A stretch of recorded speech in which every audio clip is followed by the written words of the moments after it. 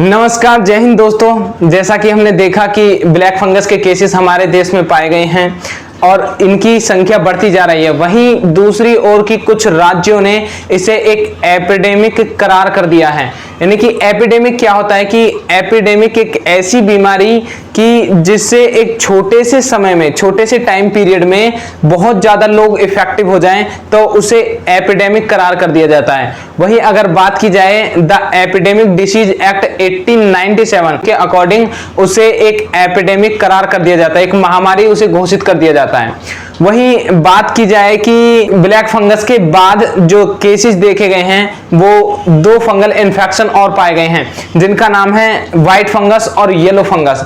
यानी कि ये दो नई और बला निकल के सामने आई हैं।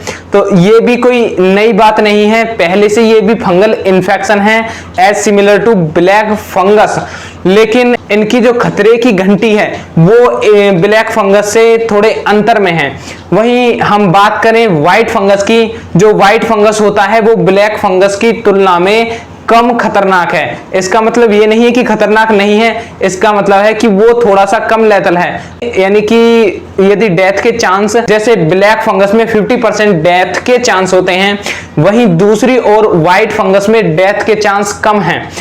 यदि बात की जाए कि जो व्हाइट फंगस है वो कहां प्रभाव अधिक दिखाता है, तो यह जो फेफड़ों पर और जो श्वसन तंत्र, रेस्पिरेटरी सिस्टम को भी इफेक्ट करता है और यह ब्रेन पर भी यानी दिमाग पर भी और जो पाचन तंत्र है, डाइजेस्टिव सिस्टम है, उस पर भी ये प्रभावशाली है और उसी के साथ ये कुछ और बॉडी पार्ट को भी इफेक्ट करता है।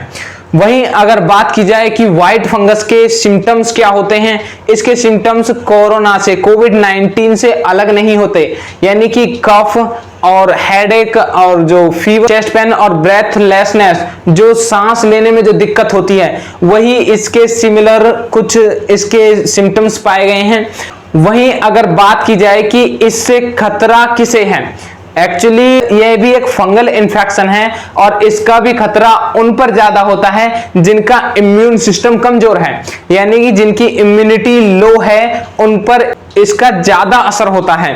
तो जैसा कि जो डायबिटीज के पेशेंट थे या जो कोविड-19 से रिकवर होकर आए हैं क्रिटिकल कंडीशन से, जिनका इम्यून सिस्टम लो है, या फिर जो कैंसर से तकलीफ में है काफी लंबे समय से, या फिर वे लोग जो काफी टाइम से स्टेरॉइड्स का सेवन कर रहे हैं, जो स्टेरॉइड ले रहे हैं। अब ये स्टेरॉइड क्या होता है?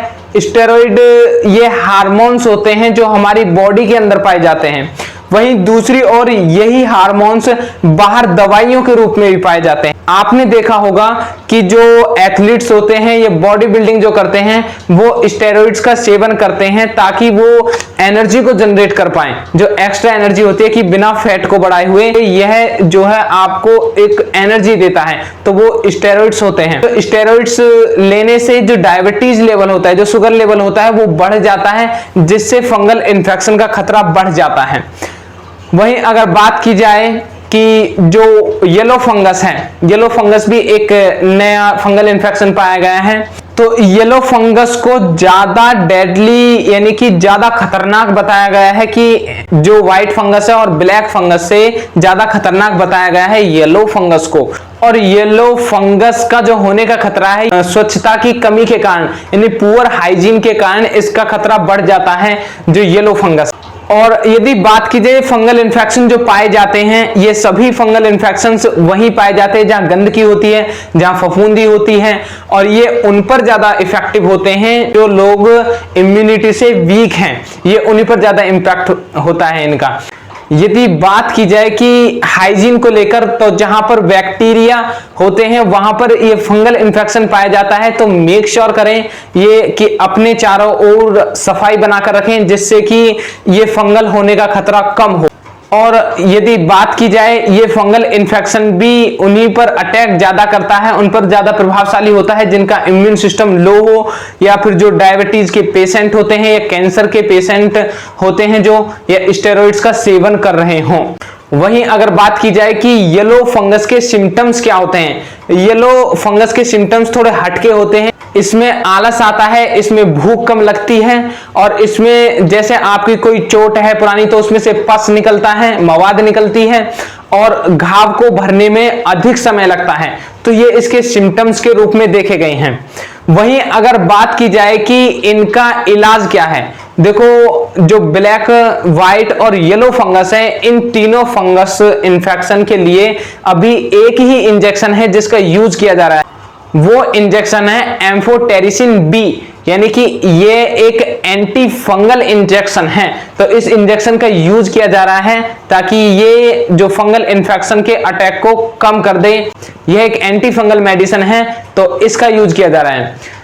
सो फ्रेंड्स, ये बेसिक नॉलेज थी जो व्हाइट, ब्लैक और जो येलो फंगस हैं इन तीनों के बारे में। सो इस वीडियो के लिए इतने रखते हैं, मिलते हैं अगली वीडियो में, तब तक के लिए बाय बाय एंड जय हिंद।